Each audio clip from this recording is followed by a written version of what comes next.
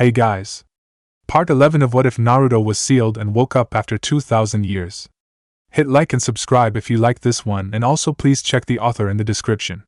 Let's start. We are pain, that's all. We are God.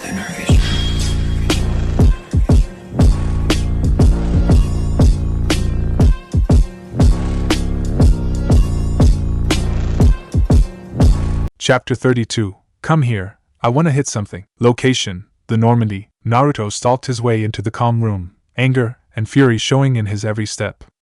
Joker, contact the council, he ordered the pilot through the intercom. Aye, Commander, Joker replied, hearing the anger and fury in his voice. I'm patching you through to the council now. The blonde waited impatiently for the holograms to come on, making the seconds feel like an eternity. Commander Uzumaki, Tevos greeted him as she and the other counselors appeared. We did not expect you to contact us, so, did you know? He demanded, cutting her off. If she was surprised at being so rudely interrupted, she did not show it. Instead, only a look of small confusion appeared on her face. I'm afraid I don't understand, Commander. Could you please report your, don't play games with me? He cut her off again. Did you know? Start making sense, Commander, Spiratus ordered. Did we know what? Did you know that when you were sending me to Omega, you weren't sending me after something Saren left behind? Uzumaki, you're not saying anything worthwhile, Yudina told him. If he could have, he would have reached out and throttled the human counselor. You want something worthwhile? He repeated. You sent me after Saren's wife and kid. Flashback. He was completely frozen as he stared at the bedroom. A Turian woman holding a pistol in one hand and using the other hand to restrain the young Turian boy that was by her side stood on the other side of the bed. I would rather you didn't come any closer, she said to him in a calm voice. I was a soldier before my marriage and I still know how to use a gun. My marriage? He repeated, sounding very much like a slack-jawed idiot. Ashley came up behind him and leveled the rifle at the Turian woman. Ma'am, put the gun down, she ordered. I've got a good shot. It's currently pointed at your head, and I won't miss. Her Sharingan came alight and her grip steadied. Bold words, the Turian woman remarked, seemingly unaffected by the threat. But judging by your friend's stunned expression, we were not what you were expecting to find. So I will lower my weapon, you will lower yours, and we can talk rather than shoot one another. Just shoot them, mother, the kid told her as he tried to get free from her grip. He looked like he wanted to attack them head on. At this point, Naruto managed to regain some semblance of function. We lower on 3, he told her. She nodded in agreement. 1, 2, 3. At the last word, the pistols were lowered and the rifle was raised. So, can I safely assume that you aren't here to kill us? The mother asked the two humans. Even though the weapons had been lowered, she kept hers in hand, ready to use at the slightest hint of betrayal. We don't even know who you are, the Spectre replied, still confused by what he was seeing. He had expected some kind of dangerous Reaper tech that Saren had wanted to be researched away from prying eyes, not this. To your credit, Gaki, we weren't expecting it either, Kurama told him. Yeah, that's comforting, he replied sarcastically. It should be. My name is Deselix Arterius, the Turian woman introduced herself. She glanced down at the child, and this is Ararax. Her son frowned at the humans. Now who the hell are you, Arterius? Repeated Ashley, almost tempted to lower her rifle again. How are you related to Saren? She frowned. I have already told you that I am not related to him. Then why in the name of the sage does she have his name? Shikaka demanded. Kurama sighed and rolled his eyes. Trying using your brain for once and think, you moronic raccoon, he ordered the Ichibi. She already told us how she knew him. How? Demanded Shikako. I didn't hear her say anything like that. That's because you weren't listening as usual. Fortunately, Naruto knew what the Kyuubi was talking about and was surprised by the revelation of the fact. You're married to Saren? He asked Deselix. Then he looked at the kid. That means, yes it does, she replied. Mom, what are you guys talking about? Ararax demanded, his voice breaking between that of a child and an adult. If it wasn't for the situation they were in, he would have been embarrassed. We're talking about you, dear, she said, keeping her eyes focused solely on the humans at the door. Naruto stared at the two of them in stunned wonder. How is this possible? He asked aloud. When two people love each other very, very much, Kurama began. Can we take it, for a ball? He mentally shouted at the fox. You know that's not what I meant. Well, when two people love each other very, very much, Saren's wife began to explain. See? The Kyuubi asked. In spite of the situation, he found it very hard not to start smirking. Not this again, Mom. Please, the kid begged, covering his ears and closing his eyes. You promised. I wasn't talking about that, Naruto told her. I was talking about how it even existed in the first place. There was no mention of Saren ever being married. That's not surprising.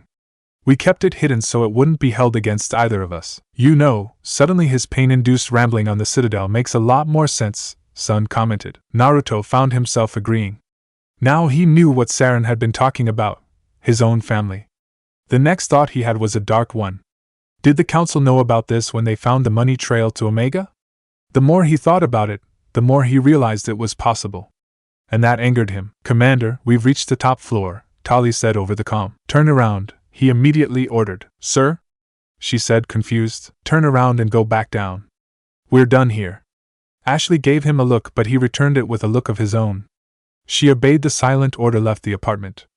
I would recommend that you find a new place to hide, Naruto told Deselix and Ararax as he holstered his guns. He came out of the apartment with angry steps which matched his look. Come on, he told Ashley. Are we going back to the ship? She asked as she followed. Yeah, we are, he answered. I need to have a talk with the council. End flashback. If this had been any other time, Naruto might have enjoyed the looks of shock and surprise on the councilors' faces. But he was too angry. Did you send me to Omega knowing that Saren's wife and child were hiding there? He demanded. That is not possible, Velen objected. Velen is right, Commander, Tevos agreed. There is no record of Saren ever being married or siring a child. You must be mistaken. He scowled at the Asari. Was she really trying that tactic? Do you remember the last time you said I was mistaken? He asked. I proved that I was right in the end. She winced slightly at that. He took some satisfaction in it. Uzumaki, are you absolutely sure that you found Saren's wife and child? Yudina asked him. She told me herself, and I saw the kid. It was like looking at Saren several years younger. I see. Then let me assure you that we had no idea that was what was on Omega. We had assumed it was some backup plan or Reaper tech Saren had hidden there. He felt glad to hear that. His anger began to subside. But then Sparatus opened his mouth. Did you kill them? The Turian counselor asked him. He went still, halfway to relief from anger. What? He asked. Did you kill Saren's wife and child? He snapped back to anger. Of course not, Sparatus shook his head. No good will come of that choice, Commander. It would have been better to kill them. Are you telling me that I should have murdered an innocent woman and child, just because of she married and who his father was? The blonde asked, his voice slipping into a growl. Whoa, Naruto, calm down, said Gyuki as he felt his Jinchuriki's anger grow. Don't bother, Kurama told the Hachibi. He won't calm down that easily. Besides, he won't take his anger out on the ship or the crew. That innocent child has most likely seen the news reports about his father's death, Tevos explained to Naruto with that irritating undertone in her voice again. It would be regrettable, but it probably would have been best if you had nipped that problem in the bud. There is also the possibility that he will follow in his father's footsteps, Valern added. That is even more reason to have killed him and his mother. Well, it's not going to happen, Naruto told them. They're most likely gone from Omega by now. That was a foolish thing to do. You should have killed him. The sins of the father are not the sons to inherit, he replied. That had been one he learned from the Sandaime Hokage. You will find that doesn't hold true in the galaxy, Commander, Yudina told him, his tone firm and reprimanding. But Naruto wasn't going to be reprimanded. Not like that and not on something like this. I am not a murderer, he all but snarled at the four holograms. He had told them that before. Your record would say otherwise, Sparatus remarked coldly. He swung his head towards the Turian, his hands already reaching out like he was about to strangle him. He stopped and lowered his hands. This conversation is over, he declared.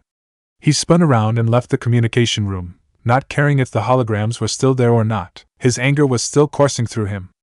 If he didn't do something about it, it wouldn't end well for anyone. So without saying anything to anyone, he went to the airlock. Gaki, what exactly are you doing? Kurama asked him. I have no idea, he answered, waiting for the airlock to let him out onto Omega. But I want to punch something and I want to punch it hard. Isn't that what the sparring droid in the hangar is for? Komi, I said. If I want to punch the droid as hard as I want to right now, it would fly apart at the first one. So you need something with flesh and blood to hit, right? The QB remarked. Right, he agreed.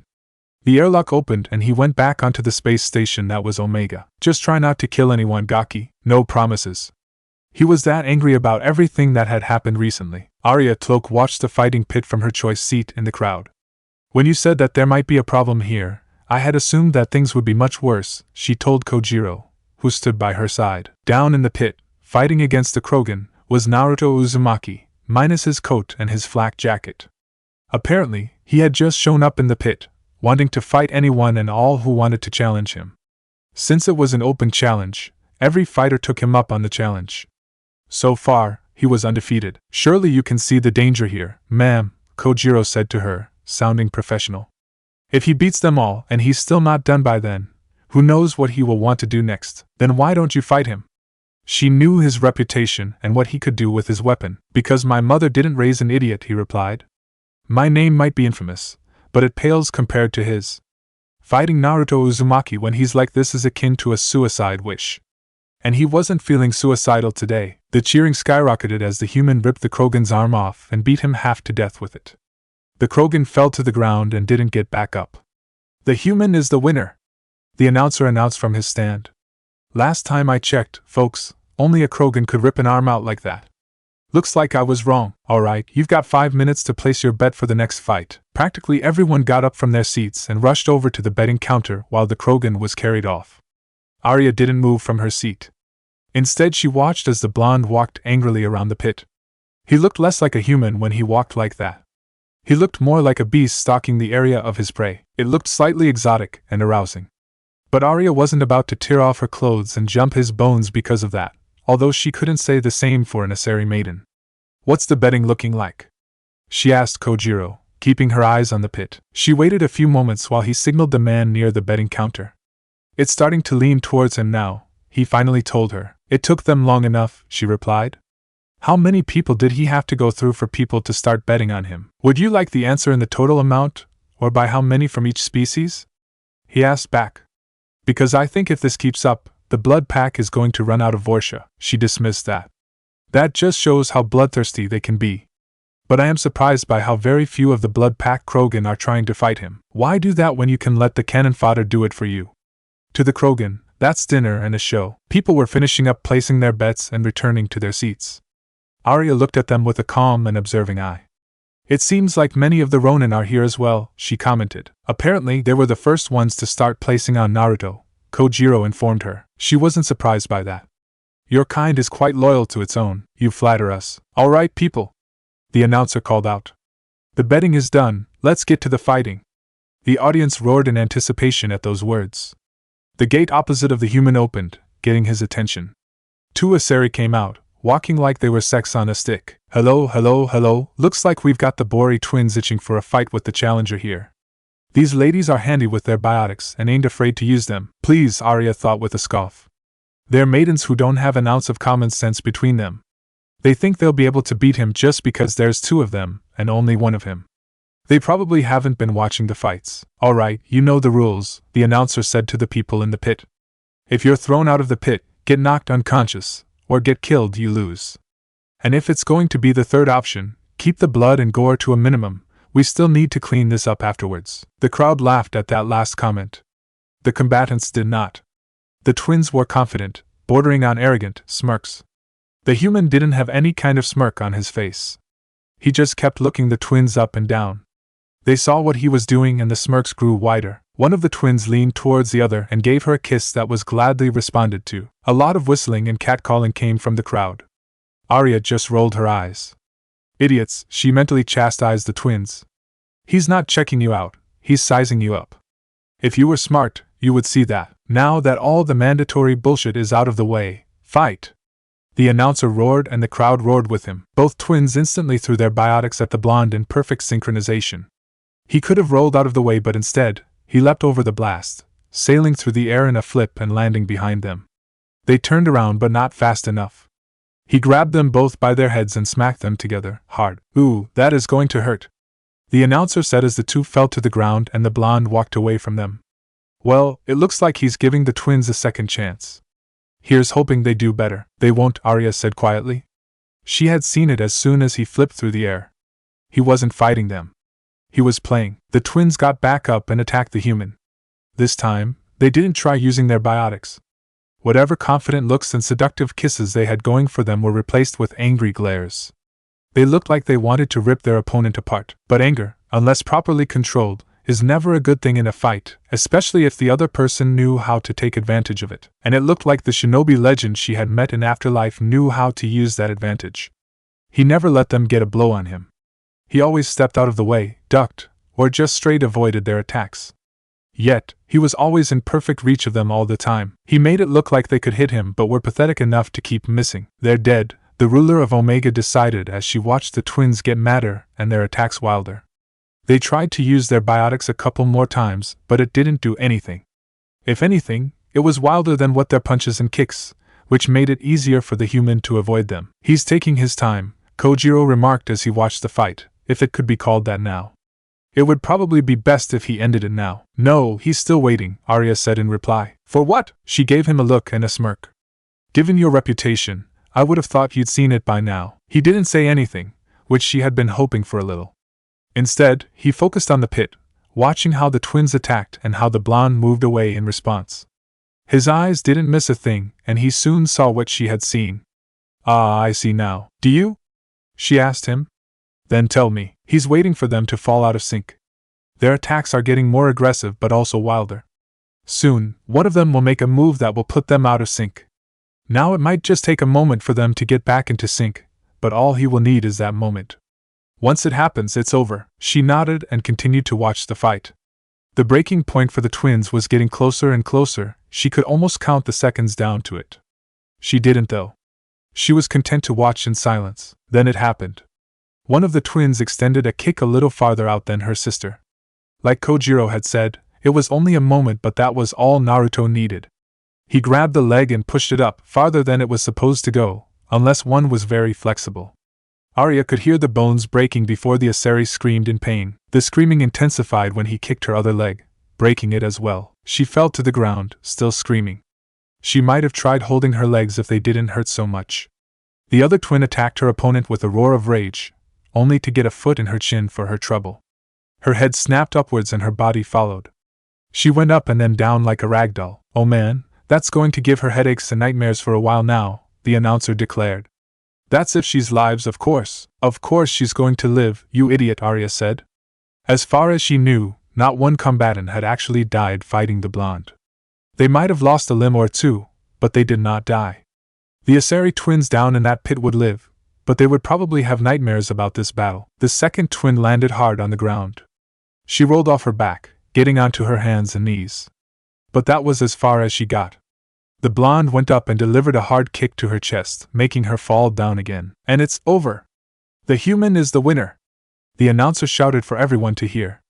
Said winner didn't seem to hear the roar of the crowd. He just stalked away from the twins and waited. While they were carried off, the announcer kept talking. "I don't believe it, people. This guy has gone through every single challenger that wanted to face him. Is there anyone who will be able to face him?" Something stirred in Arya's blood. It had been a while since she had a challenge, and this looked like as good a time as any. "Arya?"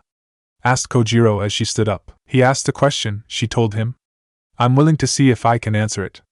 She shrugged off her jacket. Without asking, he took the jacket. "I'll let the announcer know." She started walking down the steps to the pit, ignoring everyone who looked at her as she passed. When she reached the rail, she leapt over without any hesitation. Naruto heard her land and turned to see who it was.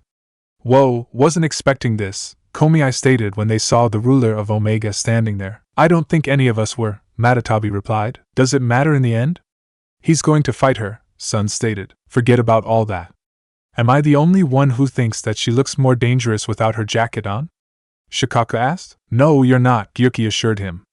"But damn. If I was human, you're not alone there," Naruto assured the Hachibi. He had eyes and he could use them. Without her jacket on, Arya revealed that her bodysuit had no sleeves, letting her arms be shown to everyone there. It gave her a dangerous vibe, but it also made her sexuality even more obvious. Jiraiya's word couldn't have been more appropriate. "The difference between you and me is that you are human. You know what that means, right?" Shikaka asked his Jinchuriki. You should jump her bones. If he had been alone, he would have reacted more obviously. Instead, he just focused on the purple Asari in front of him. "Why are you down here?" he asked her. "That is a stupid question," she replied. "Yeah, it is. I shouldn't have asked it. You're right. Holy shit, fuck, and fire," the announcer said, clearly nervous about what was going to happen next. Well, guys, it looks like the pirate queen of Omega has decided to challenge the human. I'll tell ya, never would I have guessed that this would happen. You lot had better place your bets quickly. This is going to be some good shit. Ha ha. Look at them run. Shikaka laughed as the crowd virtually emptied their seats for the betting counter. You would think that something interesting is happening. What? I'm not interesting? Naruto asked him. Hell no. You're practically boring. Huh, never would have thought that I would hear sarcasm from you. He has his moments, Kurama remarked. Hey, what the hell is that supposed to mean? Shikaka demanded. He was ignored. Naruto and Arya waited in silence as the betting went on. They stared at one another, sizing the other up for combat. Everything one did, the other took notice. Neither of them was sure if what they took note of was real or faked. But they did know that the upcoming fight was not going to be easy for either of them. Gradually, the crowd went back to their seats and waited in anticipation. Okay, all betting is done. Let's take a look at the odds, the announcer said as he was handed the numbers. It looks like the odds are evenly split down the middle. I have to say that in all my time working the pits I have never seen. He trailed off into an uncertain silence. Wait, what? Someone placed a bet on a draw. Who the fuck put down a bet for a draw between these two? Has that idiot not seen who's in the pit right now? Naruto, did you make a clone when we weren't looking? Isabu asked. No, he answered. And how the hell would I be able to do that? You guys are always looking. He saw that Arya was chuckling. What's so funny? He asked. I know who placed the bet, she answered. Alright, same rules as before, the announcer declared. So, fight. The crowd roared their bloodlust. The two combatants began to slowly circle one another, always keeping their eyes on target. The cheering eventually died down, and everyone watched with tense excitement in their eyes. When the first move was made, it came from both of them. Naruto drew out a kunai and Arya threw her biotics at him. The kunai was blasted out of his hand by the biotics, burying itself in the nearby wall. He got blasted into the wall too. His training let him land, then leapt back at her. She took a stance, not bothering to ready her biotics again. As he got close, she grabbed hold and took him down to the ground with her. They rolled around on the floor for a couple of seconds before finally stopping with him on the ground, and with her straddling his waist. Nice going, Gaki, Kurama told Naruto. Shut up, he replied as he felt her punch him a couple of times. He reached out, grabbed her fist, and used her momentum to push her off. He leapt back up onto his feet, creating a Rasengan. He leapt for her, but she stepped out of the way just in time for it to crash against the wall. The wall may have been made of strong material, but even it couldn't withstand the power of a Rasengan. Hey, go easy on that stuff, the announcer called down to Naruto as he pulled his hand out of an industrial-sized crack in the wall. We need those walls so we can have these fights, you know. Oh, shut the fuck up. He shouted up at him, which got him cheers from the crowd. There's no need to be rude, Matatabi told him. There is when I hear stupid stuff like that. Just focus on the fight, Gaki, Kurama all but ordered the blonde. I'm trying to. He folded his hands through a series of hand seals. Futon de Tapa. He breathed out the jutsu at Arya. He wanted her to hit the wall as well. She saw the jutsu coming and tried to get out of the way. She dodged most of it, but she was still sent stumbling into the wall, right next to the embedded kunai. She steadied herself against the wall and saw the kunai. She grabbed hold and pulled it out. She turned to face her opponent with it in hand. Naruto pulled out another in response. They charged and the sparks flew when they struck. The two kunai pressed against one another, their wielders trying to push the other back. With her free hand, Arya tried to channel her biotics. Naruto saw what she was doing and grabbed her fist, his hand covered in his chakra. Both cancelled the other out, and their struggle against one another kept going. This is great stuff, the announcer shouted as Naruto headbutted Arya, making her step back enough for the hold to break. He went after her, swinging the kunai. This is some of the best fighting I've ever seen in the pits. Does anyone else besides me think that we need more of this stuff? Arya held off the human with her own kunai. Sounds like they will want us to have a rematch, she said as they fought. We're still fighting here, he replied. He swung the kunai at her head. She deflected it and scored a slice on his side. A hot lance of pain laced through him as he felt his blood begin to leak out. He retaliated by getting a punch in on her stomach and a slice down her arm. If she felt the pain, she didn't show it. Instead, she tried sweeping his legs out from underneath him. He countered and sent her to the ground with a sweep of his own. She leapt back up onto her feet and threw her biotics at him. Again, he flew back against the wall. She didn't give him the time to recover, attacking him head-on. She pressed him up against the wall with her kunai sitting on his throat. And it looks like it's over, people, the announcer said. Our ruler is the win. Suddenly, Naruto pushed her off and then reversed the situation, slamming her into the wall. Their faces almost touching, he pulled out another kunai and held both of them at her throat. He thought he had her. Then he felt a slight pressure on his stomach. He looked down and saw the kunai she had resting there, just above his navel. If he sliced through her neck, she would stab him through the stomach. Fucking hell, swore the announcer. I wouldn't believe it if I hadn't seen it. It's a damn draw. The entire crowd was stunned. They hadn't expected that outcome. It didn't happen in the fighting pits of Omega. The usual outcome was one person standing over his opponent's dead or unconscious body. But now, both fighters were still standing and both had the other in an end move. Slowly and carefully, Naruto stepped away from Arya, lowering his kunai as he did. Looks like we both lose, she remarked as she stepped away from the wall. You could say that we both win, he replied as he put the two kunai away. No, the only person who won here is Kojiro. Sounds like that's the person who placed the bet, Saiken remarked. You think? Shikaka asked with very heavy sarcasm. Tell us, how did you know? Sun asked the Rokubi with equal sarcasm. There's no need for the two of you to be smartass about this, the slug told the Ichibi and the Yambi. Oh no, there's a need, Shikaka assured him. I think you have something of mine, Naruto told the Omega's ruler, his eyes focused on the kunai in her hands. She looked down at it as well. I think I like it, she replied. Maybe I'll keep it. Just give it back, please, he said, holding out his hand. She kept her eyes on the kunai, staring at it intently. Finally, she looked up at him and tossed it back. He caught it and holstered it with one motion, never taking his eyes off of her. Thank you, he said, his voice rough from all the fighting he had gone through. You're welcome, she replied, her voice turning into a purr that sent shivers down every spine of the people who heard it. Gaki, how in the bloody blue hell did you manage to end up here? Kurama asked him. I'm not sure, Naruto answered as he looked around the lounge room he was currently standing in. After the fight with Arya, she had vanished, and he had burned through his anger. He was about to leave the fighting when one of the guards from Afterlife found him and told him to follow. He did, thinking that he was going back to the club, only to find himself standing where he was now, in the lounge room of a very nice apartment. He had been told to make himself comfortable, so he had taken off his coat and flak jacket, leaving them on a nearby chair. But he did not relieve himself of his weapons. He looked around the place, seeing if there was anything that might have the possibility of an ambush. But even as he looked for those possibilities, he saw the lounge room and saw that it was done tastefully and stylishly. The only thing that was missing was a fireplace. Where it should have been had a large screen instead. It felt a little disconcerting to the blonde. He tore his gaze away from the wrongness of the spot and looked for something else to have his attention. He found it in the nearby bar. It was a small bar that had no chairs around it, making it obvious that it was meant to just get your drink and move on. And there were plenty of drinks standing in the back of the bar. When he moved in a certain direction, the lights from above would hit the color of the drinks, making them glow like they had a life of their own. He was also certain that there were many vintage drinks there, as he could see some jugs of sake that would have made Tsunade drool in anticipation. I see you've found my liquor, Arya's voice said from behind. I never would have begged you as a drinker. He turned around and saw her standing in the doorway. Gone was her jacket and bodysuit. Now, she wore a pair of semi-tight pants of darkened leather, and a shirt that showed off her curves while still remaining casually fitted. Whoa, Komi, said, and the rest of the Biju agreed with him. I'm not a heavy one, Naruto told her as she walked over behind the bar.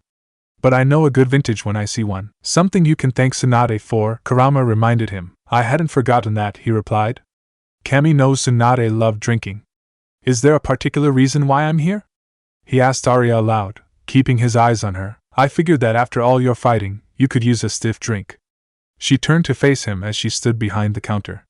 You certainly looked like you channeling something in the fights. I was really pissed off. About what? He gave her a flat look. Do you really think I would tell you that? She smirked in response. Fair enough, she conceded. So, what do you want? Are you talking about the drinks? What else would I ask you for in my apartment? She's got you there, Saiken told him. I'm aware, he mentally replied. I'll have some of the sake, he told her, looking at the jug sitting there on the rack. She turned and pulled one of the jugs down from the rack. Placing it on the counter, she pulled out 2 Ochoko cups and placed them alongside the jug. She poured the sake gracefully, something that got everyone's attention. Damn, if I didn't know better, I would say this woman is a geisha, Gyuki declared as he watched her pour. Maybe she got training, Matatabi suggested. Are you kidding? She's an Asari, Sun argued. She doesn't need the training. When she was done pouring, Naruto reached for the cup nearest to him. Kanpai, he said, raising his cup in a salute. And to you, she replied, raising her cup as well. They drank the sake and put the cups back down on the counter. That is some good sake, the blonde declared. He could feel the stuff travel down his throat and into his stomach. It had a burning sensation to it, but it was a pleasant burn, showing how excellent the sake was. I never have anything but the best, Arya told him. I've earned it. She lifted the jug again. Would you like another? He nodded and she began to pour again. As she poured, he turned his head to observe the room again. He wouldn't be a shinobi if he didn't try to see how he could use the room to his advantage. That was when he saw something on the nearby ledge that got his attention right away. He walked over to the ledge, just to make sure that he wasn't seeing anything. Arya noticed him standing before the ledge. Is something the matter? She asked. No, I'm just surprised, he answered, turning to face her. It was surprising to him to see a collection of Ika books in a place of honor where everyone could see them. She didn't look embarrassed about the books. I'm an admirer of his work, she told him. I guess that many in Asari are. When it came to writing sex, Jiraiya the Toad Sage was truly an artist.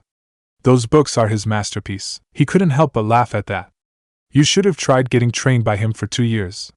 Your description of him would not have been artist, trust me. That may be, but there's no denying the fact what he wrote was pure genius.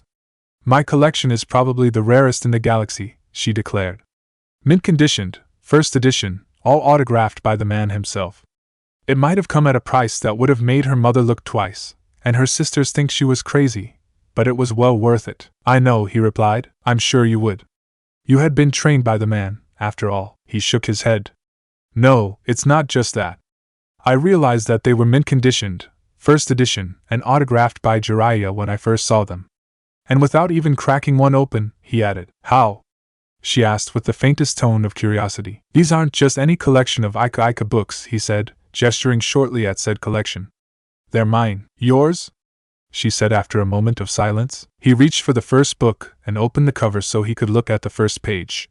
Like he thought, the writing was still there and he began to read it aloud. For my student, Naruto Uzumaki. Happy birthday, Gaki.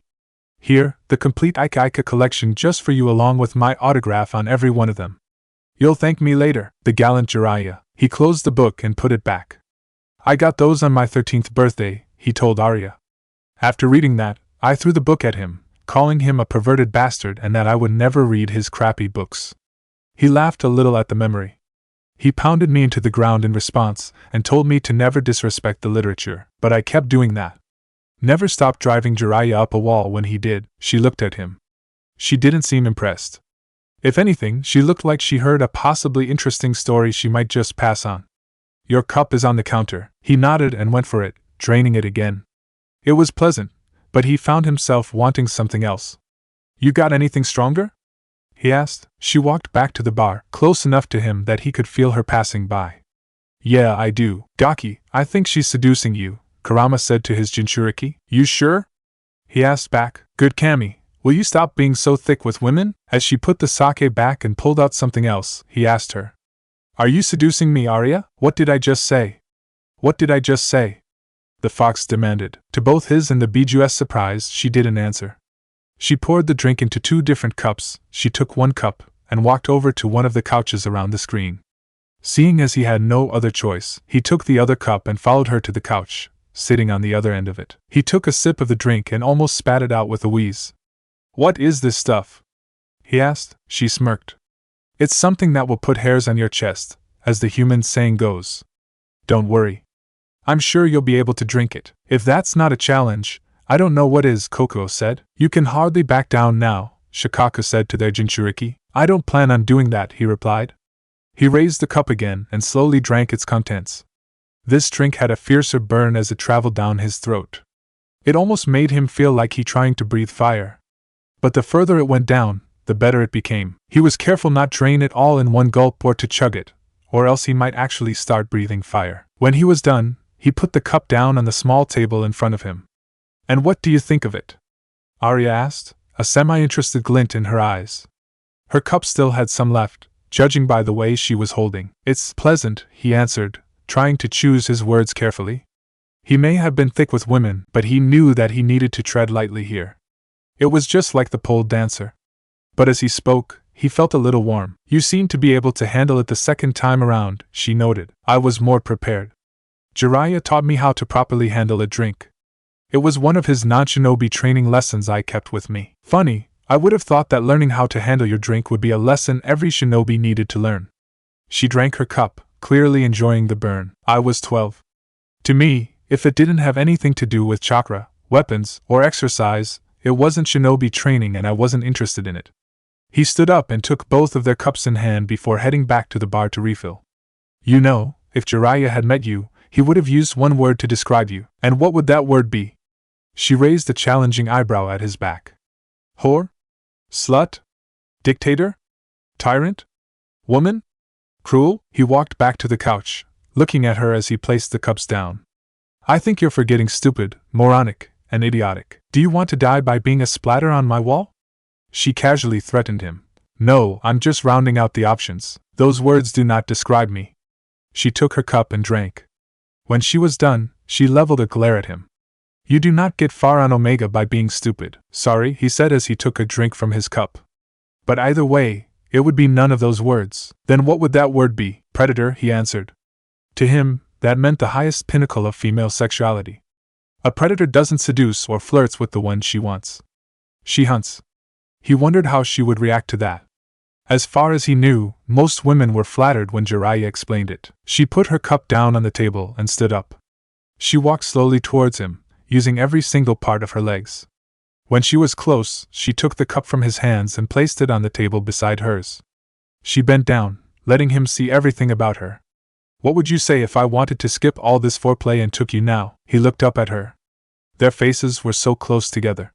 I would say be gentle. It's my first time. The Normandy was becoming a place in a bit of a panic. Their commander had disappeared for the better part of 2 days, and they had no idea where he was. There were some on board who were for the idea of storming Omega and finding him, but Joker shot that idea down by saying, with the utmost sarcasm, yeah, let's charge right into the evil twin of the Citadel that's ruled by an Asari who could kill us without blinking and demand our boss back. That's a brilliant plan. Needless to say, he had a point, so they were stuck milling around in the ship without any real idea as how to proceed. That is, until it was solved for them. By the saints! Swore Joker over the intercom, alerting the entire ship. The commanders in the airlock. Everyone who wasn't on duty immediately rushed for the airlock at those words. Those who were on duty wanted to do so as well but stayed put because of their supervisors giving them the eye. They waited with worry as the airlock opened ever slowly. The six said its usual amount of words, but no one paid attention. They just waited in silence for their commander to come through the airlock. When he did, they saw that he was walking with a little bit of a limp. Hey guys, he greeted them all, dragging his words out a little. How have you been? Sir, where the hell were you? Demanded Ashley as she took in his disheveled appearance. His clothes looked like they had just been taken off the ground and thrown on. There was also a kind of smell to him, faint but still there. And more importantly, what the hell happened to you? Oh yeah, that. Quick question about that one rule of Omega. Was it don't fuck with Arya or don't fuck Arya? He asked. Everyone just stared at him in complete and utter shock. The former commander, Liara, told him, being the first to say something. A tired grin appeared on his face at those words.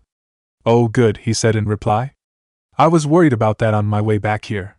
Now, if you'll excuse me, I need to find my bed and sleep. And hydrate.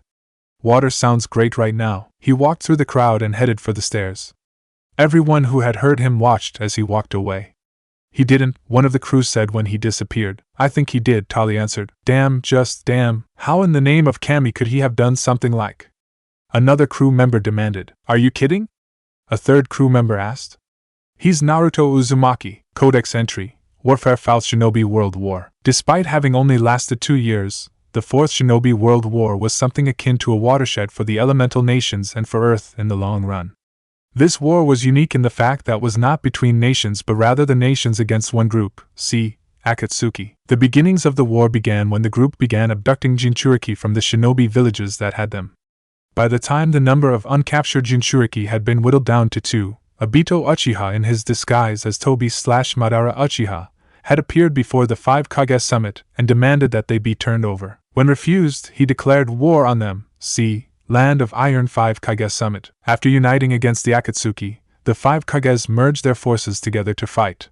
They made their stand along the northern coast of the Land of Lightning, and the border adjoined to the Land of Frost. Also, the remaining Jinchuriki were hidden away on an island that was reportedly a gigantic turtle, see, Island Turtle of Kumogakure, so they could be protected. The first battle of the war lasted for 2 continuous days, see, the first 2 days. It involved a mass amount of clones of the organism known as White Zetsu on the side of the Akatsuki and the allied shinobi forces, including the remaining Jinchuriki when they discovered what was happening and joined the fight. The clones were used for a jutsu that could resurrect the dead, see, Edo Tensei, bringing many noted shinobi from death to fight against the allied forces, including the actual Madara Uchiha and previous Kages, although it should be noted that the previous Hokages had been resurrected to fight on the side of the alliance. The battle had ended when Obito Uchiha becoming the Jinchuriki of the Jubi. He then pulled a surprise move by turning on Madara Uchiha, and destroyed him along with the 4 Hokages before quitting the field of battle. This move had surprised the alliance, and they did not know what to make of it. Obito reappeared 3 days later and wiped out Getsuko, the capital of the Land of Water. This marked the beginning of his tactic to randomly appear at a place in the elemental nations and destroy the people there, be it city, town, or village. His preferred method was to set the settlement ablaze and then watch from above as chaos unfolded. As the war dragged on and he gained more followers, he would let them be the chaos. Sometimes, he would come down and attack someone in the settlement. The first time he had done that was with the snake sage, Orochimaru, see, the snake chase. The alliance tried to fight back against this while also trying to rescue those who survived, but only with limited success. By the time a year had passed, powerful followers of Obito had carved out great chunks of territory in the elemental nations and ruled from there with a blood-soaked iron fist. Virtually all of the Land of Water had been taken by these followers, along with the Land of Lighting, see, Siege of Kumogakure. The war's end began when during a scouting mission on a potential location of Obito himself had ambushed the scouting force. His reason for doing was so he could take Killer B, who had been on the force alongside Naruto Uzumaki. When a rescue team had reached the site of the ambush, the only person left alive was Naruto Uzumaki, who had been pinned beneath a fallen tree. There has been speculation as to why Obito had done such a thing, with reasons ranging from he had been to 0 injured in the fight against the 2 of them to he wanted the Jinchuriki of the Kyuubi to see him take B away. When he was taken back to Konoha, Naruto locked himself in his apartment, and did not leave for a week. What he did during that time is unknown, although most believe it was spent finishing up his creation.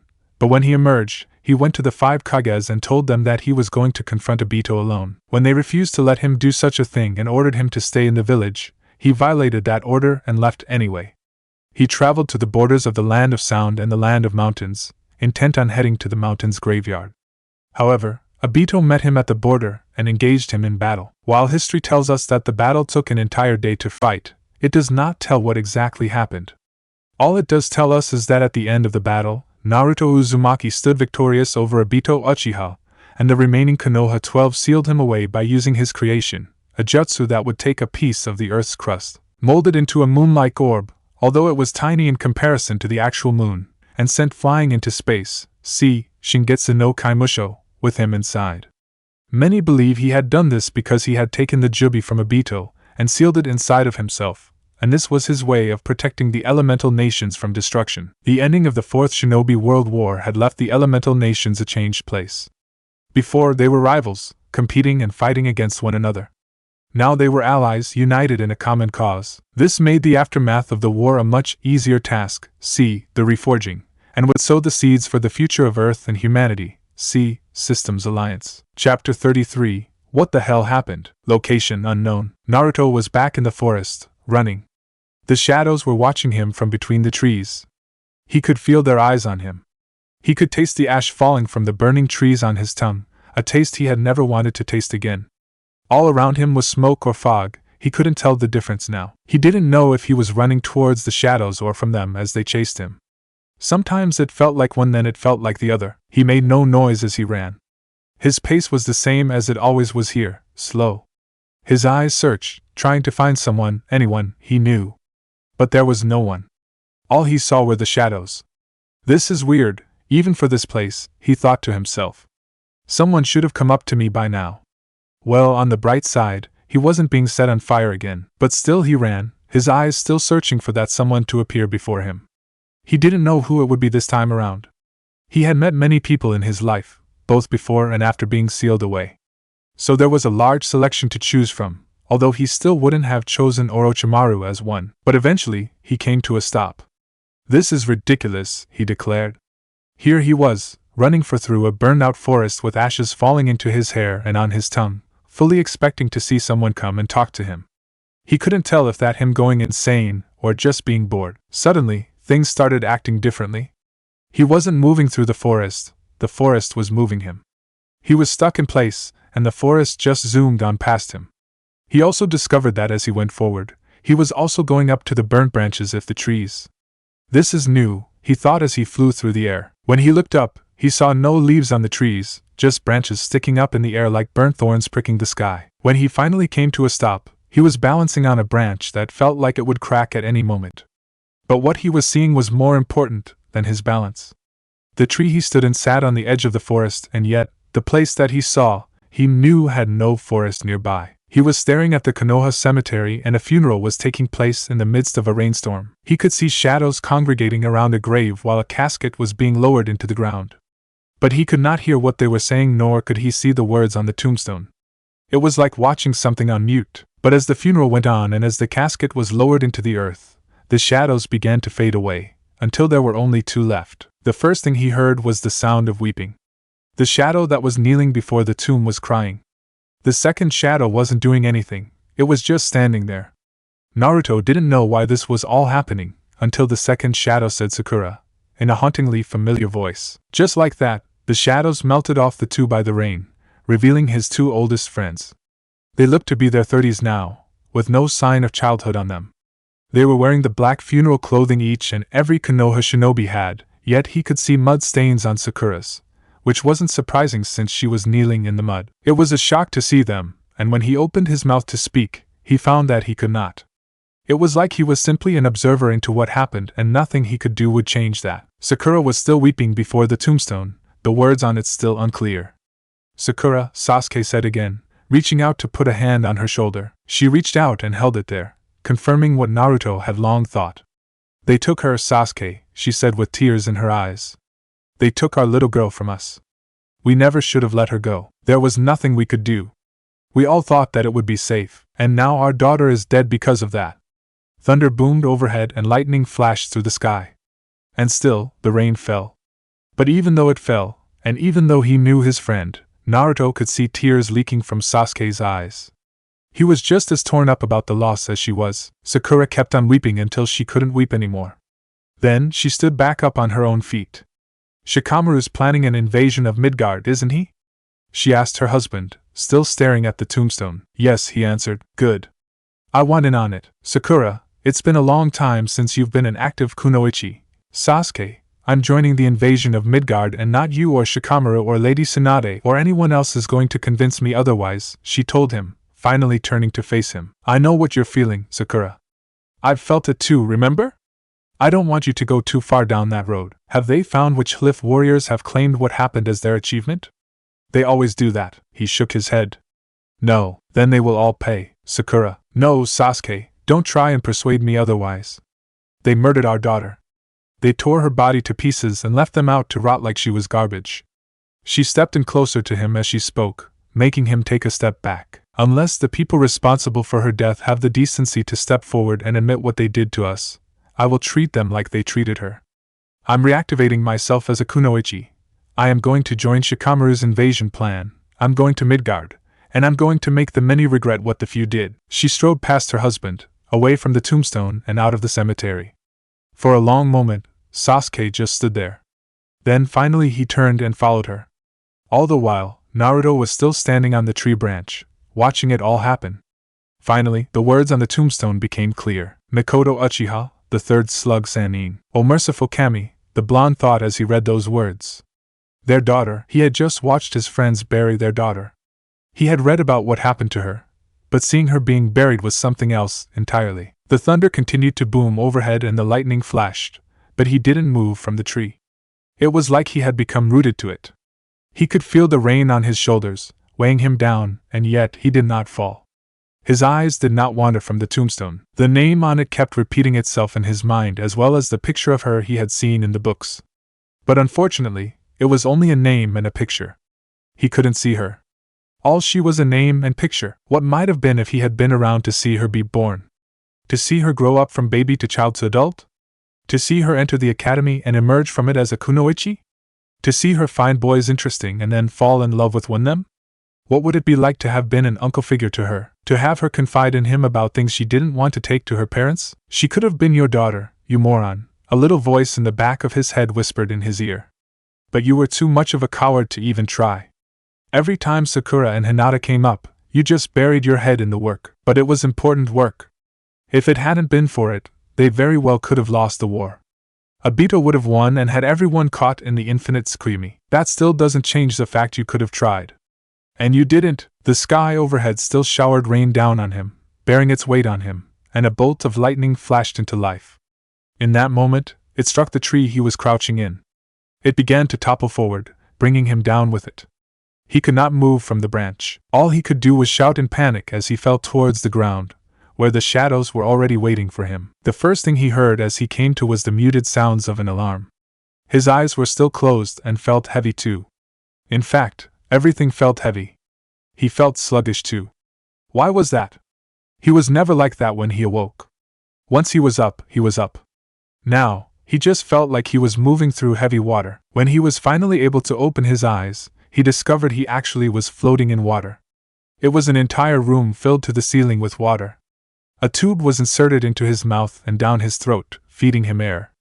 But there were straps around his arms and legs, holding him with just enough tautness to prevent him from moving. Not only that, but there were also wires inserted into his naked body. One wall was made completely of glass, a window. When he looked through it, he saw Aseris, Turians, and Solarians all running around in a state of panic and fear, yet they kept turning back to look at him. What's going on? He thought in confusion. Then he saw that they were all wearing lab coats, and everything clicked into place. They're experimenting on me? I'm a test subject? He began to struggle against the straps, trying to get free of them. But they were too tight. He couldn't break free. If he was rasher than he already was, he might have tried to reach up and pull out the tube. But he knew that right now, that was the only thing giving him oxygen. If he took it out and still wasn't free, he would drown. His struggling must have gotten the attention of the scientists. He could see lips moving, but he could hear no voices. No matter, he still needed to get out of the straps and out of the room. He saw a hatch near the window. It probably led in and out. If he could just reach it. Suddenly, his body came alive with pain. Screams came up from his throat but could not get past the tube as he convulsed in the electrified water. All he could feel was the pain. It engulfed his entire idea of trying to escape. Everything hurt, and there was no end to it, even when he wanted it to stop. When it mercifully did, he looked back at the window. An Asari was standing at a console with an annoyed expression. Another scientist, a Turian, began talking to her, shouting at her if the way he was speaking was any indicator. She responded in kind, and soon, Naruto was being ignored again. He tried again to get himself free. He could barely reach the straps on his arms, just a finger's width away from being grabbed. The straps were attached to chains held in place by locks on the walls and floor, which glow red around the edges. He tried to swim down to the floor but found that the locks on the walls and by extension, the chains and straps attached, prevented him from getting down. The movement caught the eyes of the scientists. The water was electrified again, sending him into another convulsion of pain. When it subsided, he saw that the scientists were arguing again, now with more participants, and the alarm was still going off. At that moment, Naruto wished he knew how to read lips. There was an entire conversation going on beyond the window, quite possibly with valuable information about his situation, and he couldn't do anything about it. All he could do was keep trying to escape. As he continued to struggle, another sound entered his ears. This sound was sharper than the alarm, or even the sound of his struggling. It was a sound that got the scientists into a new state of panic. A good number of them rushed to the console and began hitting multiple buttons. Whatever was happening, they weren't doing it, so it was probably good news for him, and that gave him hope. He looked around to see what it was that was making the sound and found it on the floor. More specifically, he found it coming from the drains the water was currently going down through. He looked up and saw that the level of water was descending too. One of the locks on the wall turned from red to green and the lock disengaged, freeing that hand. He used that to his advantage, quickly freeing his other hand.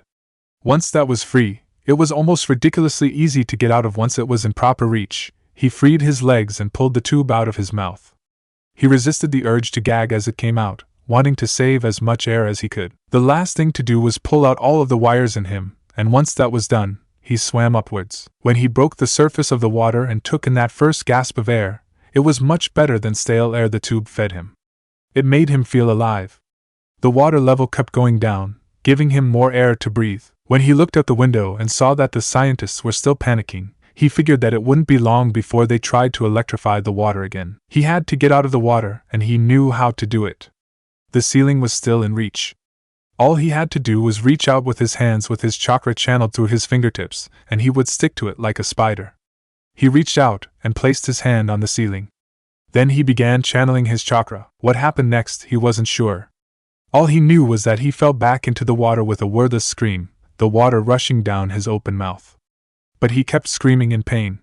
Being electrocuted by the water was nothing like this.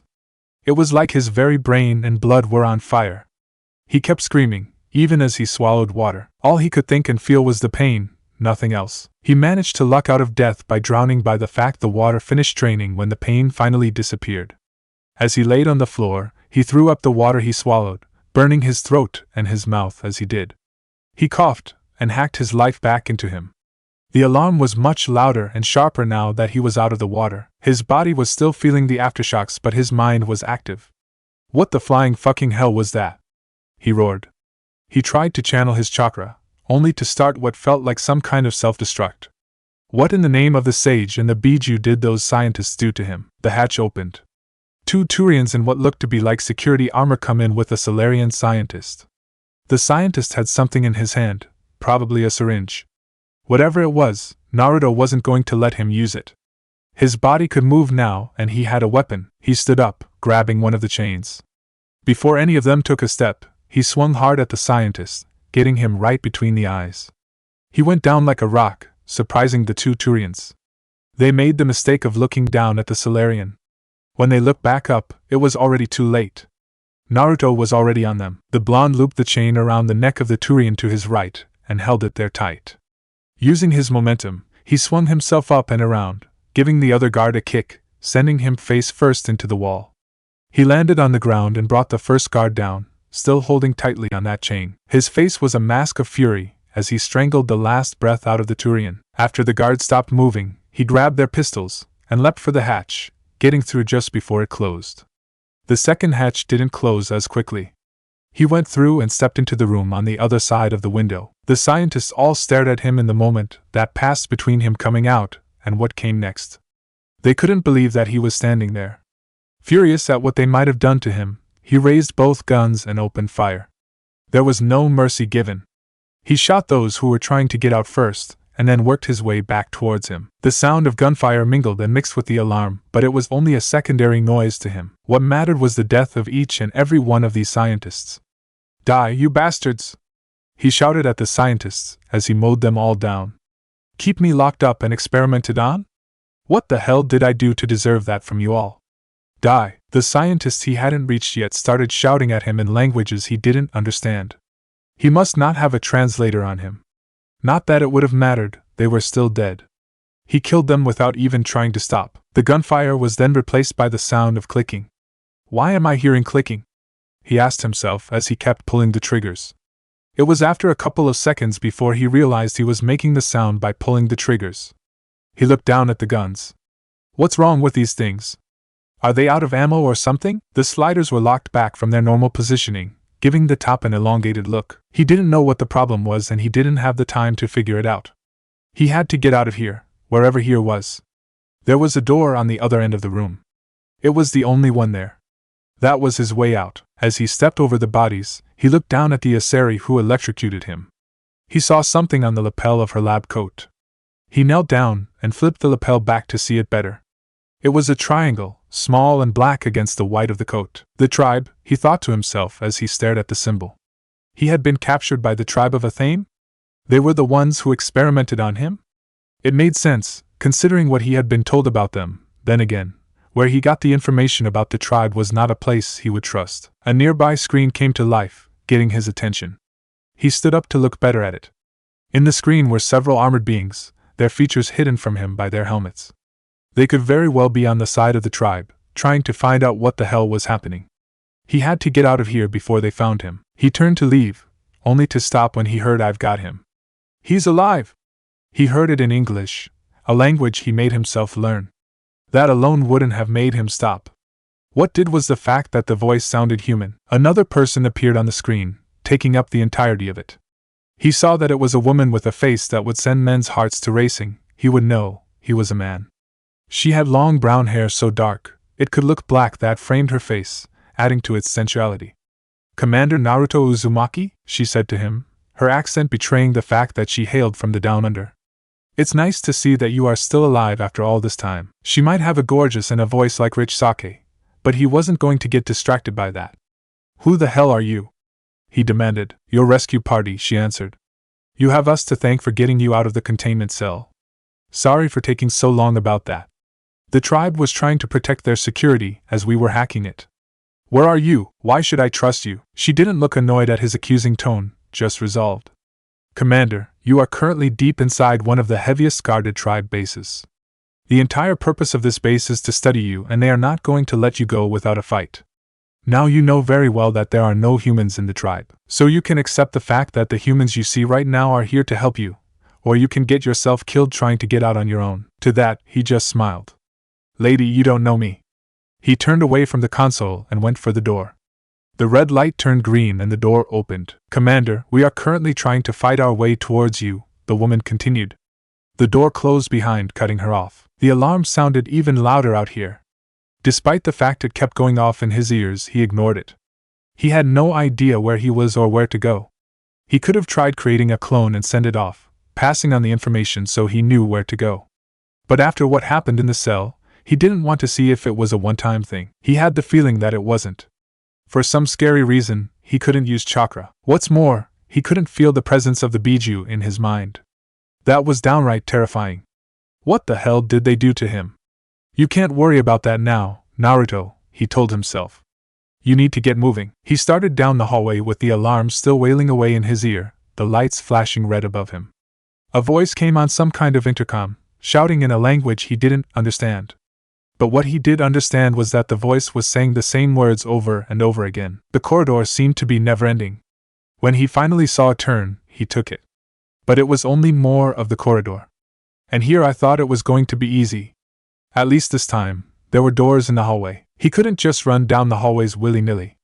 He was liable to get himself killed if he did that. He needed to find a map or some kind of blueprints for this place. It had to be here somewhere. Deciding to take a chance, he went for the first door on the left. Inside was another kind of lab, that much he could tell. He didn't know what kind. There was a surgery table on one side of the room and computer console on the other. Between them both was a window that showed the space beyond. Who puts a window on a base in the middle of space? He wondered. Whatever, there were more important things to worry about. Once the door was closed, he made sure to flip the locking switch. He headed towards the computer, hoping to figure out some way to use it and get information about where he was. But as he activated it, and the keyboard lights flickered on, he realized that the lettering was different than what he was used. Damn it, he swore. How the hell was he supposed to use it if he didn't understand the language? When he tried to activate his Omni-tool, he found that he had none. No Omni-tool and no way to decipher the language. He looked up at the ceiling. "I know you're not a big of me," he said to Cammy. "But could you cut me some slack for once? I have no clue what's going on here." When he looked down, the first thing he saw was the show dame's necklace hanging inside a little glass cube on the console near the computer screen. "Thank you." He reached out and grabbed the cube, smashing it against the wall. Some of the glass cut into his hand and he bit back the pain with a snarl. But it was worth it to take the necklace out and put it around his neck. As soon as it was on his neck, the language made sense. "The subject has been freed and is in the corridors.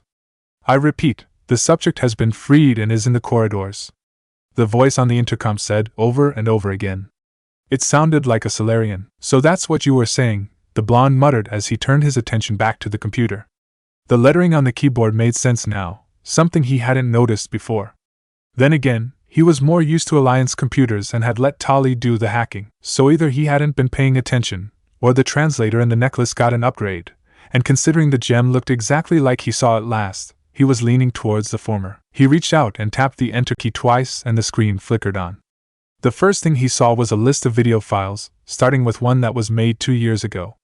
Might as well start at the top, he said to himself as he clicked on the video, opening it up. The screen opened the video, showing one of the Asari scientists that had been in the observation room sitting in front of the computer screen.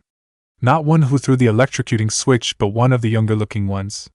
She had been one of the few who had been smart enough to flee when the water started to drain out. While that did mean that she was still out in the base somewhere, he had this to look at. With a single click, he played it. Today the goddess has truly smiled on the tribe, she began in the recording. We were able to secure and claim the body of a shinobi. And not just any shinobi either. The tribe has the body of Naruto Uzumaki. Having read my history of Earth and the shinobi culture, I can see how big of a catch this is for the tribe and the galaxy in turn. The body should be in a matter of days. Once it is here, testing will begin. The video stopped and he closed it, going back to the list of videos. He was already had an uneasy feeling about what he might hear, but he needed to figure out what was going on. He opened another file, showing the same Asari sitting before the computer. The subject's body has arrived today. To my surprise, he's still alive. Most of us have thought he would be dead. But he is in a coma, from what I am not sure of.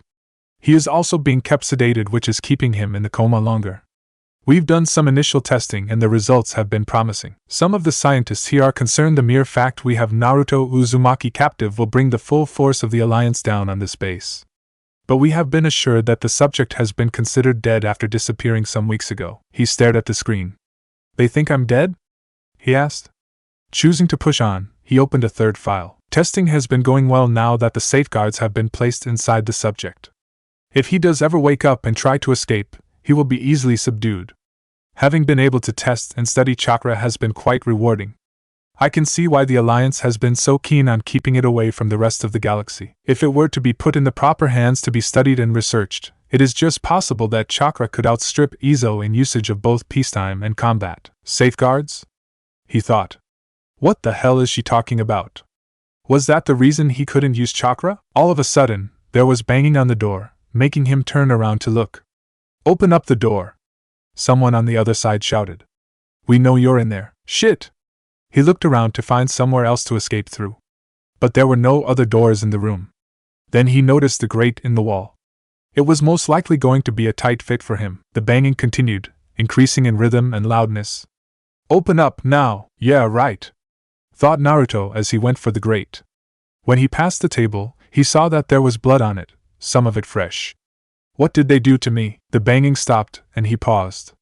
They were probably going to try hacking the door open, which meant he really needed to get going. But he needed a weapon, something, anything, that would give him an advantage. When he saw some surgery knives lying near the table, he just grabbed the nearest one, a long thin scalpel, and ran for the grate. He was lucky to find that it was bolted in. With a few quick twists of the scalpel, which he was fairly certain he would have gotten yelled at for doing such a thing by either Tsunade or Sakura, he was able to get the bolts off and the grate down. He caught it as it fell, letting it land quietly on the ground. Then he stepped over it and into the air duct beyond. It was a tight fit, as he predicted. But there was just enough room for him to turn around if he moved very carefully and slowly in a sitting ball position. He reached out and grabbed the grate, lifting it up back into place. While he used one hand to hold it there, he used the other and the scalpel to reach out and get the bolts. Thankfully, they were in easy reach and he was able to get them inside the duct. He placed the grate carefully over the entrance, making sure that it wouldn't fall easily. He needed to be like that so they would think that he didn't come through here. They would find out quickly enough, but not right away. And that would give him a couple of more seconds to get further away. Once he was sure he placed it right, he turned around, slowly and carefully. It may have taken a few seconds, but they suddenly felt a lot longer as he kept turning. The fact that there was no noise coming from the door didn't help him either. Don't focus on that, Naruto, he told himself. Just keep turning. When he was finally fully turned, facing the air duct instead of the grate, he moved forward, lengthening out into a crouch. Placing the scalpel in his mouth, being careful not to cut himself, he started moving forward. He was a couple of feet in when he heard the door open. He went still and listened. He's not here, sir. I can see that, Nardus, spread out and look around. He couldn't have gotten far. Sir, where could he have gone to? He went into a room and locked the door behind himself. Even though the question was asked, the human in the air duct could hear the sound of people moving around outside. Never underestimate a shinobi, falsus. They are a slippery bunch of bastards who can escape from anywhere if you give them an opportunity. If you asked me, they should be shot dead and leave it at that. Yastel, what did he access on the computer? It looks like he just watched some video files by one of the scientists. Nothing else? The second voice, and the one most likely in charge, demanded. To Naruto, it sounded like an Asari.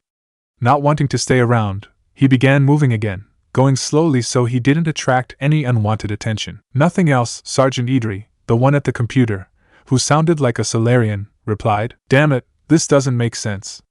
Why didn't he try downloading anything that could help him? Most likely because he's disoriented and confused. It doesn't matter. We're abandoning this base and the eggheads want their precious little specimen back. Find him and get him under control before the enemy finds him. This is a once-in-lifetime opportunity, and we can't afford to pass it up.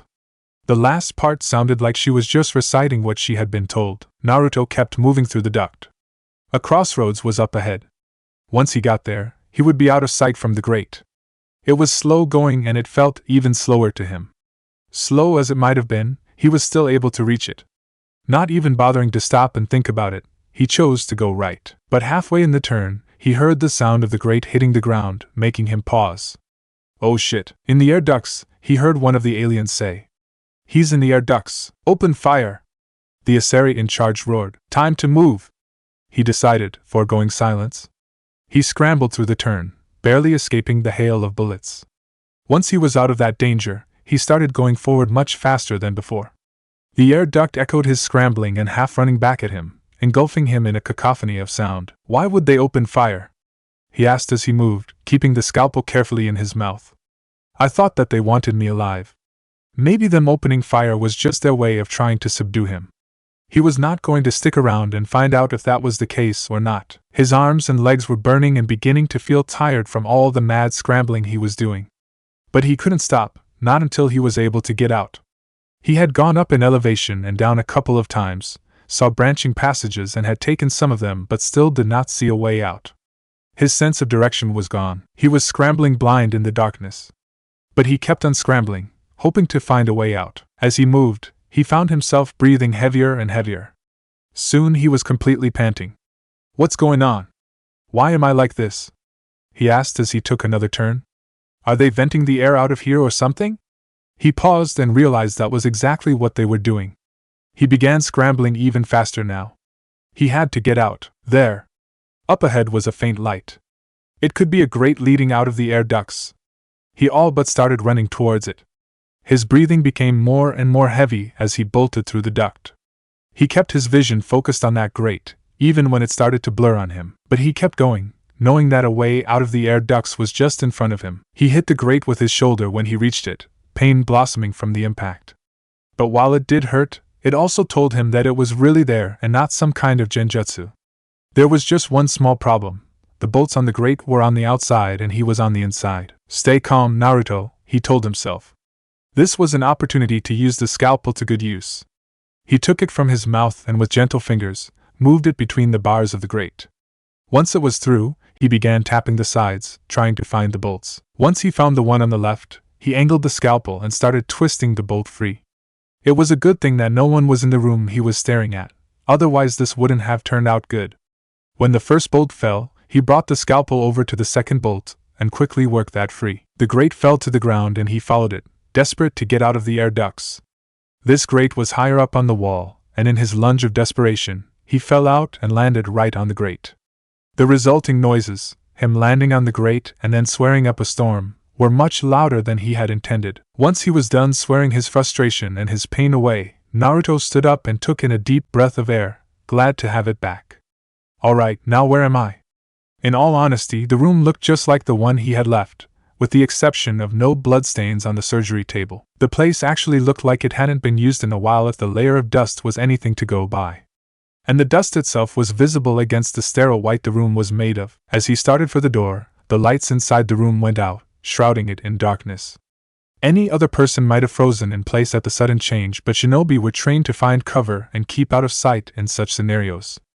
And that's what Naruto did, ducking low and moving back around the surgery table, pressing his back against it. He gripped the scalpel and started to slow his breathing. He heard the door open and people coming in. Lights on! He heard the sergeant in charge bark out.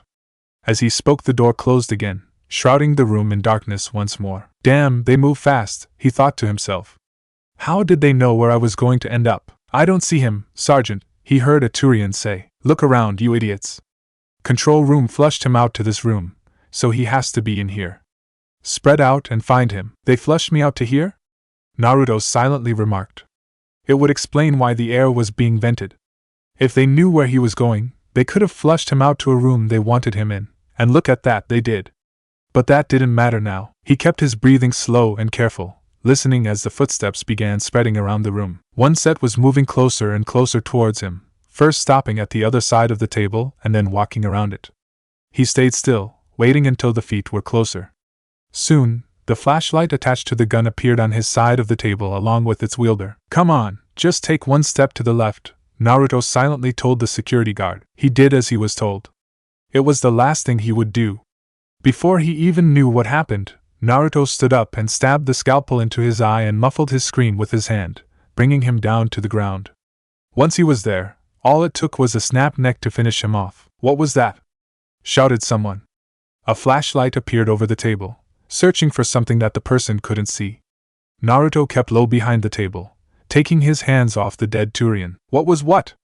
Demanded the sergeant. Another flashlight joined the first, but they still did not find what they were looking for. Their target didn't move away. He kept still as he worked the gun free from the dead alien. I thought I heard a noise. Go check it out. Sorry, not happening, Naruto thought as he took the gun in hand and stood up from behind the table. He saw the flashlights searching the room, trying to find him.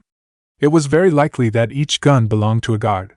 All he would have to do was just aim a little higher to get them, but that would have been a straight-up fight with him in no armor or shields, much less clothes.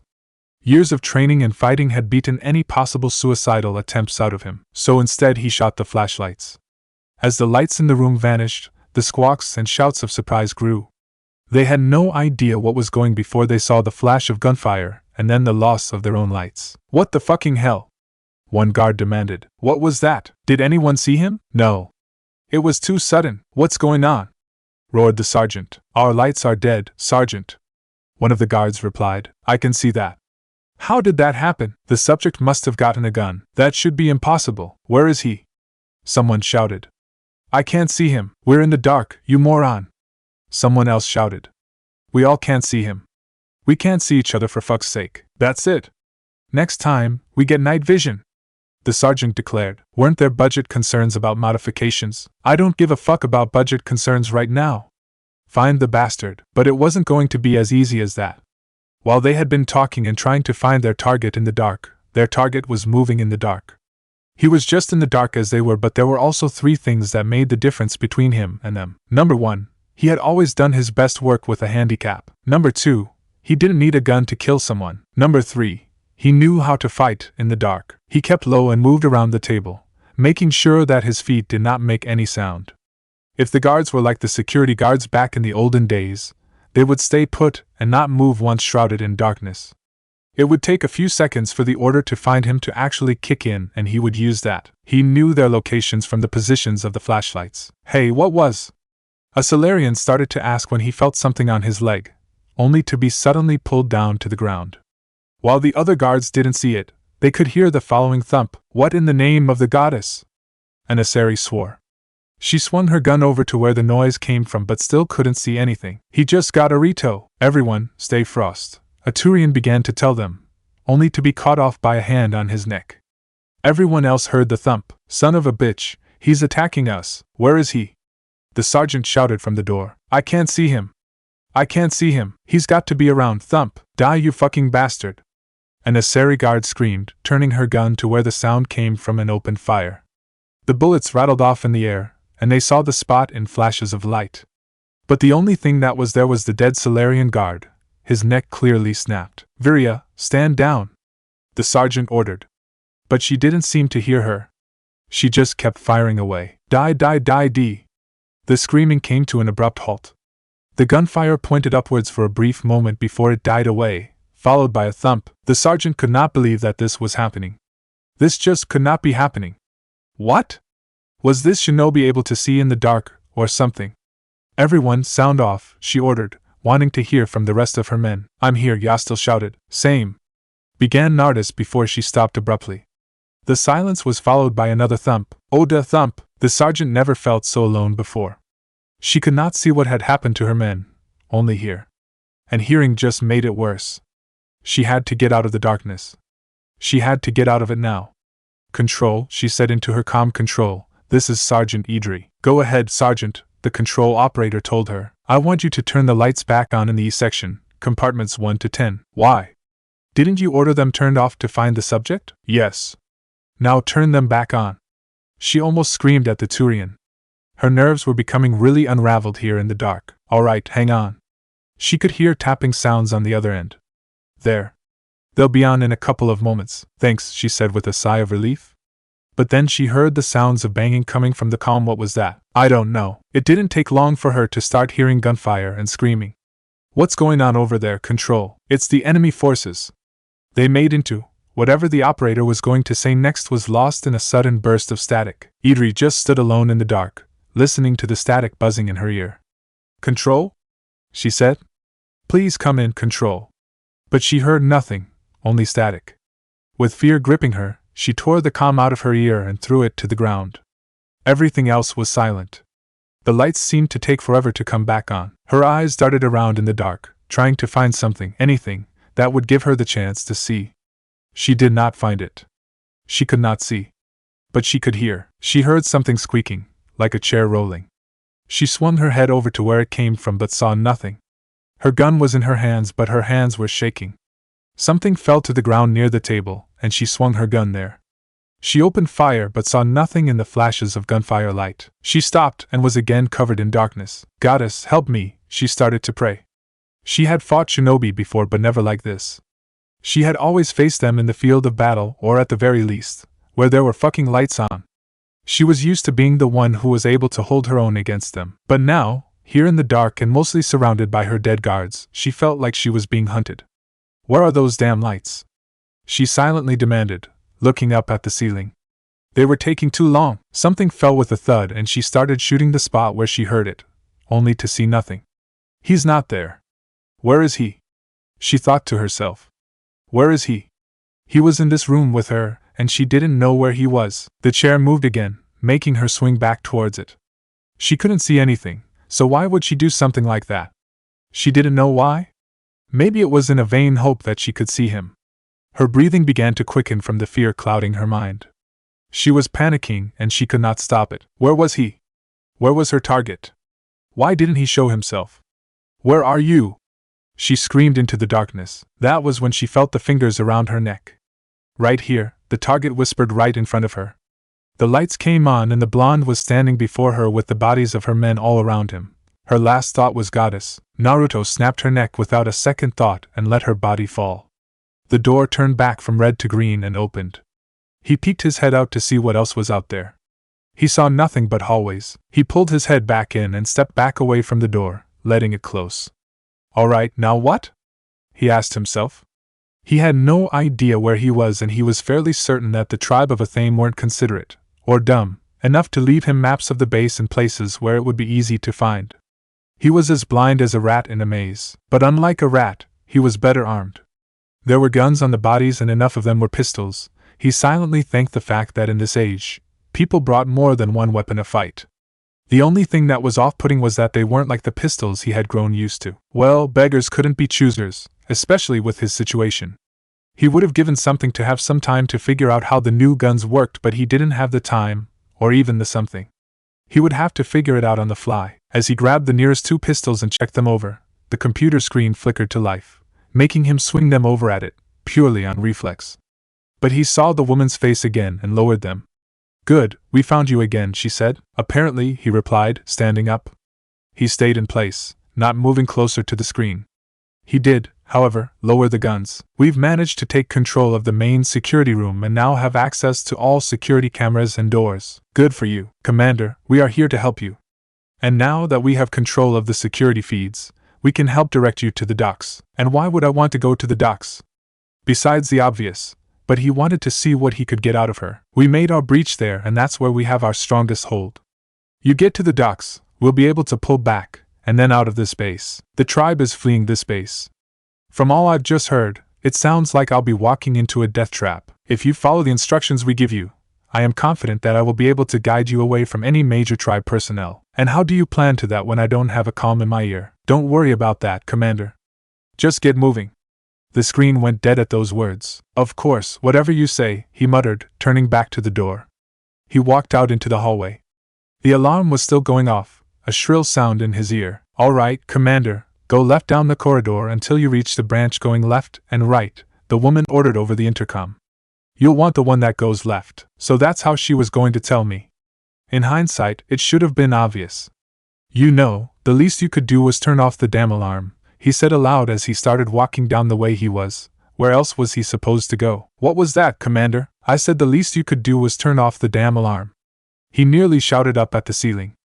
The damn thing was doing its very best to give him a headache. Sorry, but I'm afraid that I can't order that. And why not? The majority of the tribe's numbers here in the base aren't aware of the fact that the main security room has been taken. We turn off the alarm and they'll know something is up. Okay, that was a valid point. But he saw a flaw in her reasoning. You're talking to me through an intercom. How do they not know already? It is only for this part of the base that we are currently talking to you via intercom, Commander. In all other sections we have the message of you being free and in the corridors. Oh great, they're still going to be looking for me then, he remarked with a roll of his eyes. And here I was hoping for an easier time of getting out. The branch she talked about was just in front of him. Now isn't the time for sarcasm, sir. Please take the left corridor. I heard you the first time, he said as he went left. It was a shorter corridor with multiple doors on either side. He saw some signs of a battle all around.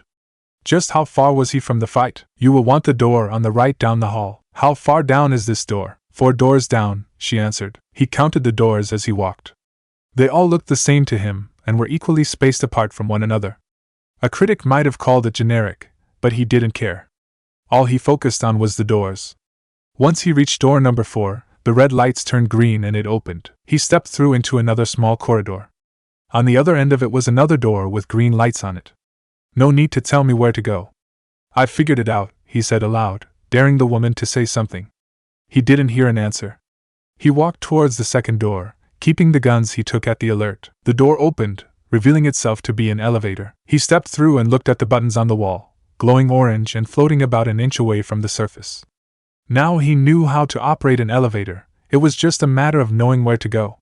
And unfortunately, he did not. All right, where do I go now?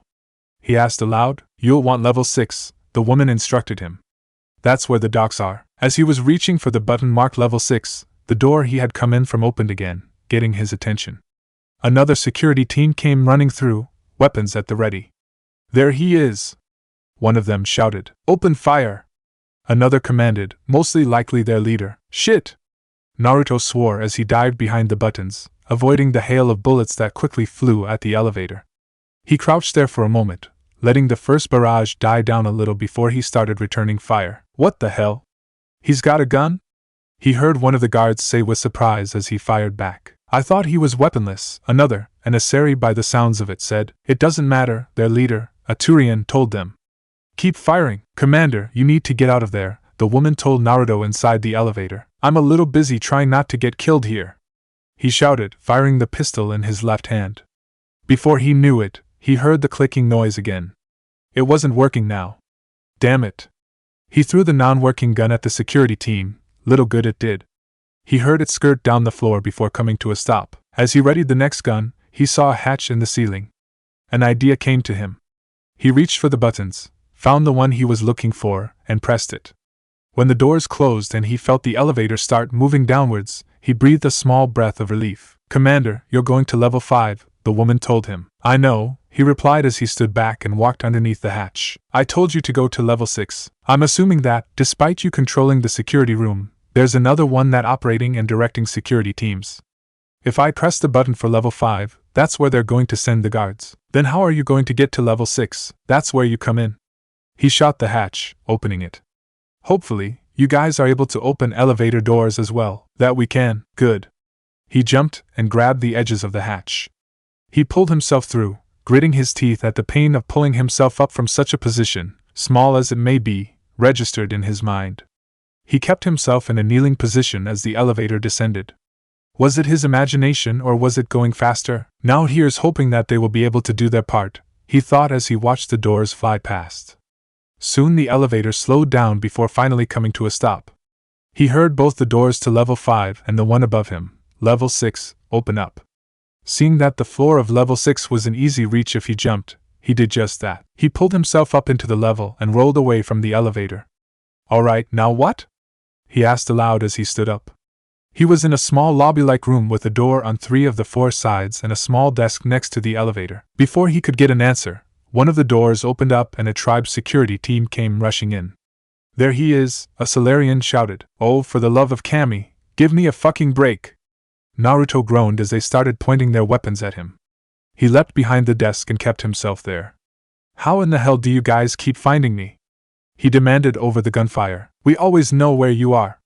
A Turian shouted at him. He returned fire a couple times, but he was shooting blind and no idea if he hit any of them.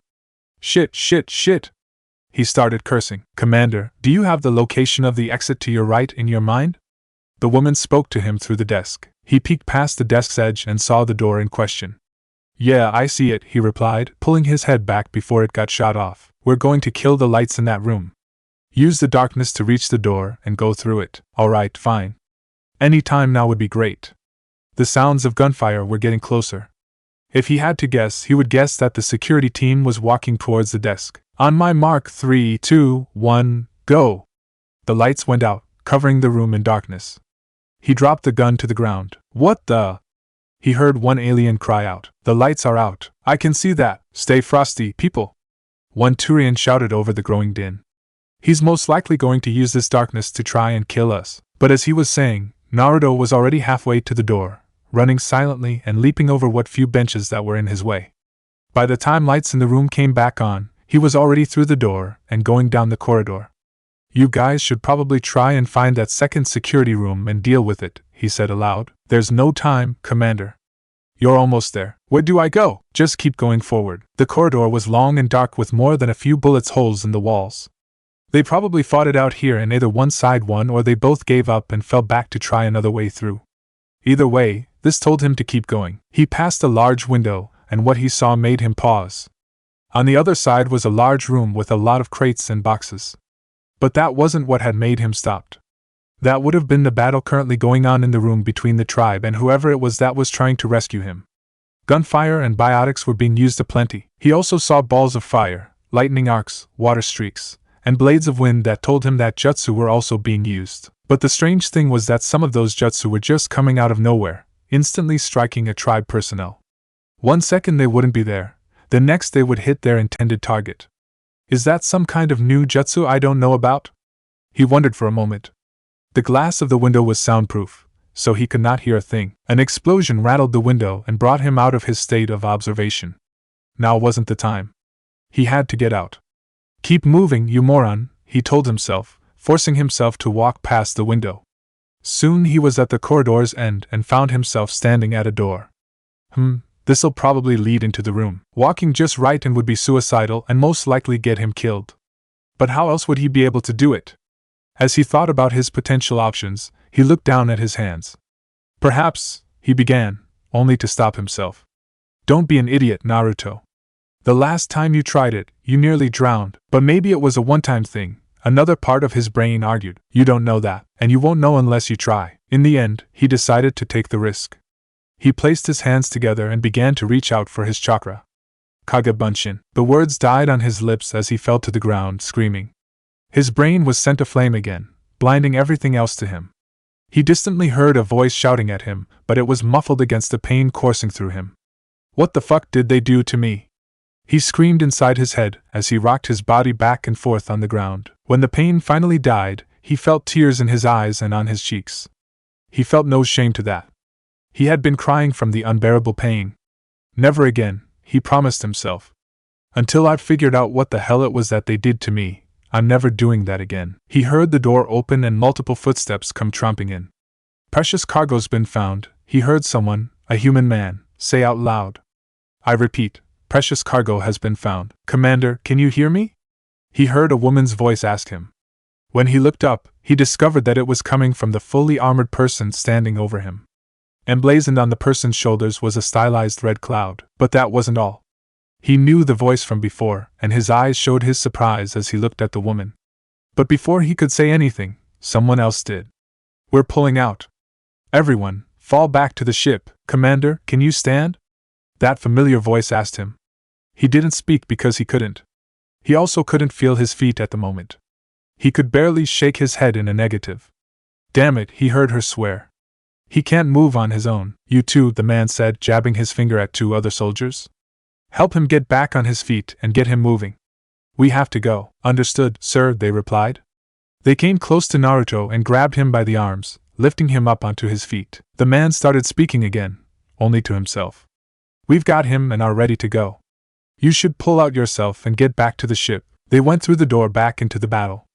The sounds that he couldn't hear before now engulfed Naruto, filling his ears until he could hear no more. Gunfire, biotics, shouts and screams, and jutsu, Suiton, Teppadama, water style, gunshot, Katon Enden, fire style, flame bullet, Raitun, Amigumo, lightning style, spider web, Futon, Rankuden, drilling air bullet, Katon, Goryoka no jutsu, fire style, great dragon fire jutsu, Futon, Detapa, wind style, great breakthrough, Raitun, Taka, Suiton, Mizudepo no jutsu, water style, water gun jutsu. He heard it all and more as they dragged him through the room.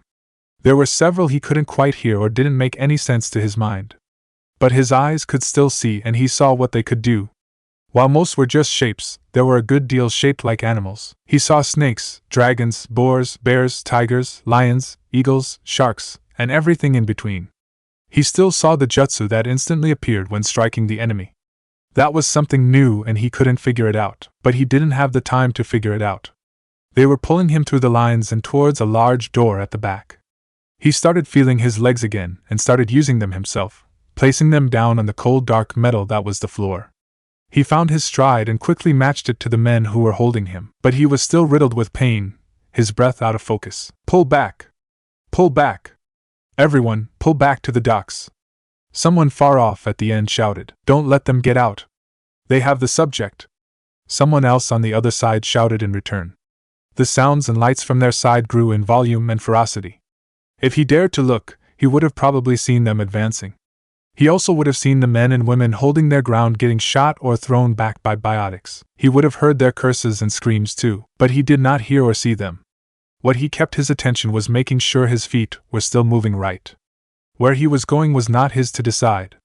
The men holding him were making that decision, carrying him towards the door in the back, where men were already falling back through. They went through the door and down the stairs before going through another door. On the other side were the docks. Naruto was being taken to a couple of ships nearby, large white ones that had the same stylized red cloud emblazoned upon their noses. He was pulled in and put down in a chair. There he stayed as people climbed aboard. Go! Go! Go! Someone shouted, pulling people in. They were all a blur to the. They just boarded the ship in a continuous stream of bodies. They were silent too, never saying a word as they got on. When it was all done, the doors closed with barely a hiss, covering the interior in darkness. Naruto stayed in his seat as he felt the ship begin to move. He couldn't see what was going on and he didn't want to. He felt tired from escaping and tired from the pain that had been pounding away in his head. What did they do to me? He asked himself again, even though he knew that he would not get an answer. The ship lit up again with dark orange lights, giving people enough to see where they were going. The men in the ship kept running back and forth, shouting and barking orders. But they all blended into a white noise to him. He didn't know what they were yelling about.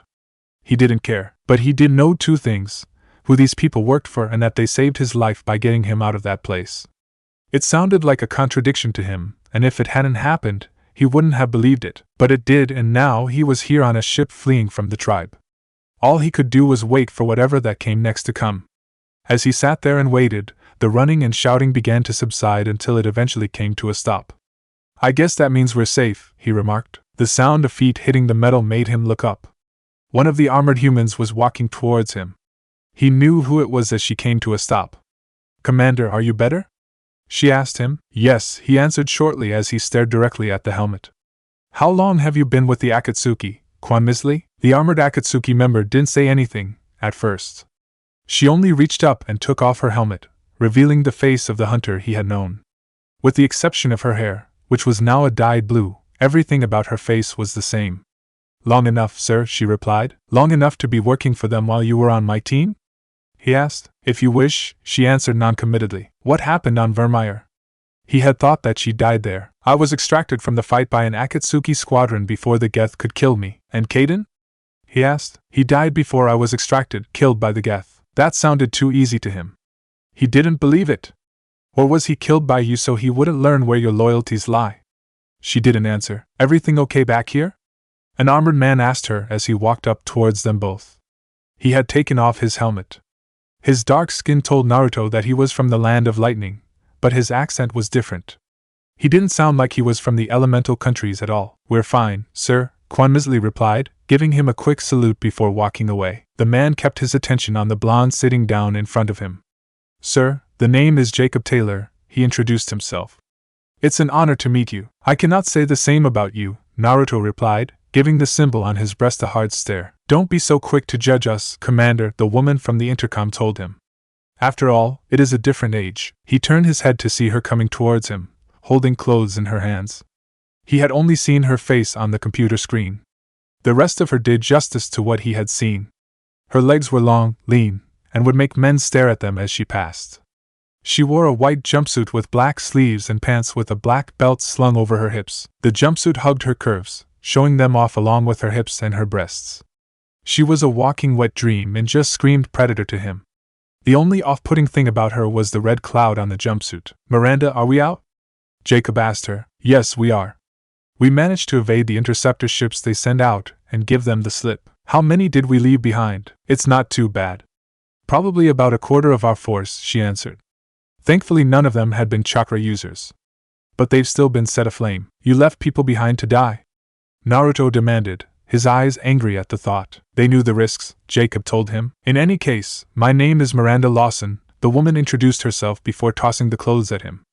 "Welcome to the Akatsuki, Commander Uzumaki. Now, can you tell me anything about what they've done to you?" He tried looking back through his memories, to see if he did remember anything. But what he found was much scary. Nothing.